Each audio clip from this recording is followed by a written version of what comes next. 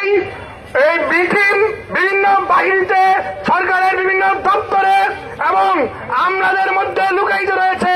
তারা প্রত্যেকবারই বিভিন্ন ওট পেতে বিভিন্ন নাশকতামূলক কার্যক্রম করে রাষ্ট্রকে একটি অশনি সংকেত দেয়। সেই অশনি সংকেত গতকাল চাপাকে নিষিদ্ধ করার দাবিতে যখন বিবি নূর গণতান্ত্রিক গণ অধিকার পরিষদের কেন্দ্রীয় আহ্বায়ক যখন মাঠে নামে, তখন সেই প্রশাসনের মধ্যে লুকায়িত সেই আওয়ামী ব্রিটিশ সেই নূরের উপরে তাদের এই নৃশংস হামলা এবং তাদের সেই আওয়ামী ফ্যাসিজমকে প্রতিষ্ঠা করার জন্য তারা কালকে একটি নীল নকশা আমরা পর্যবেক্ষণ করেছি।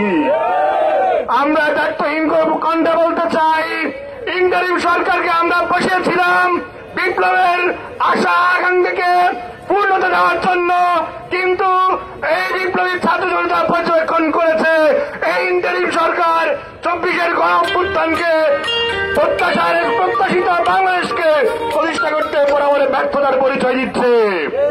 আমরা আজকের এই সমাবেশ থেকে বলতে চাই, প্রশাসনের মধ্যে লুকায়িত সেই আওয়ামী লীগের সেই নৃশংস বিটিমকে শনাক্ত করে তাদেরকে আইনের মুখোমুখি করতে হবে। রাষ্ট্রের প্রত্যেকটি সেক্টর থেকে যে আমলারা এই ফ্যাসিজমকে প্রতিষ্ঠা করার জন্য গত 7 বছর উঠে পড়ে লেগেছিল, তাদেরকেও তাদের মুখোশ উন্মোচন করে বিচারের মুখোমুখি দাঁড় করাতে হবে। অনতিবিলম্বে চাপাকে নিষিদ্ধ ঘোষণা করতে হবে এবং চাপার যতজন ইলেকশন করেছিল গত 7 বছর প্রত্যেককে বিচারের মুখোমুখি দাঁড় করাতে হবে।